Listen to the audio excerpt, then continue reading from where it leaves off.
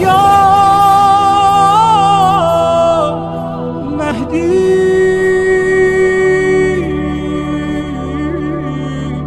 مددی.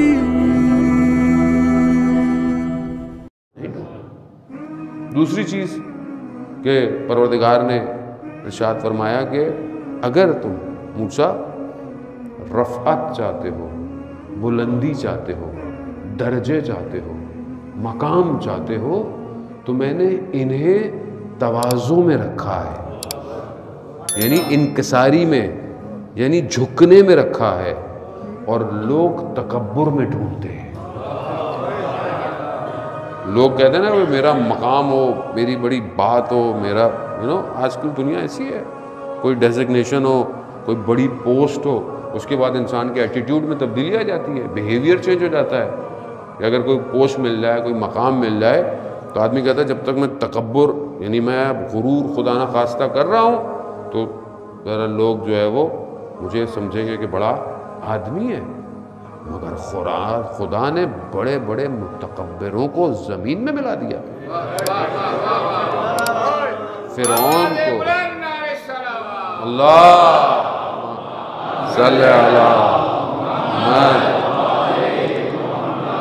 فرعون کو، شداد کو، نمرود کو، کتنا نا ربکم الاعلی اپنے آپ کو کتنا بڑا کہتے تھے، کیا ہوا؟ ختم ہو گئے. یعنی تواضع، انکساری، جتنا آپ جھکیں گے خدا اتنا آپ کو بلند کرتا ہے. ویسے بھی مشہور ہے کہ جس درخت پہ پھل لگے اس کی ٹالیاں جھک جاتی ہیں، اور جنہوں پہ پھل نہیں ہوتا وہ درخت اکڑے کے اکڑے کھڑے رہتے ہیں.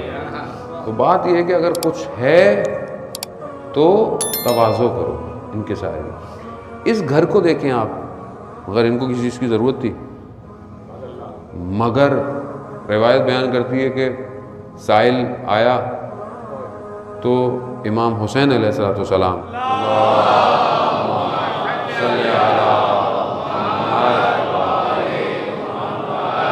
امام نے دروازے کے پیچھے سے دیا، یعنی ہاتھ سامنے نہیں. کیوں؟ کہیں اس کی آنکھوں میں کہیں شرمندگی نہ ہو. کیا مقام، یعنی کس مقام پر ہے اتنی انکساری. وہاں رسول خدا نے دعویٰ پوچھ لیا، کسی کو میں نے کبھی کوئی تکلیف پہنچائی تو مجھ سے حساب کتاب لے لے. تو ایک شخص نے کہا کہ یا رسول اللہ، آپ سواری پہ جا رہے تھے تو وہ جو سواری کو مارنے کی چابک تھی وہ مجھے لگ گئی، مجھے اس کا حساب چاہیے. تو رسول خاتم الانبیاء اپنا پیراہن اتار دیا، یہ لو بدلہ لے لو. تو اس شخص بامعرفت تھا، اس نے بوسہ لیا، کہا یا رسول اللہ میں تو بوسہ لینا چاہتا تھا.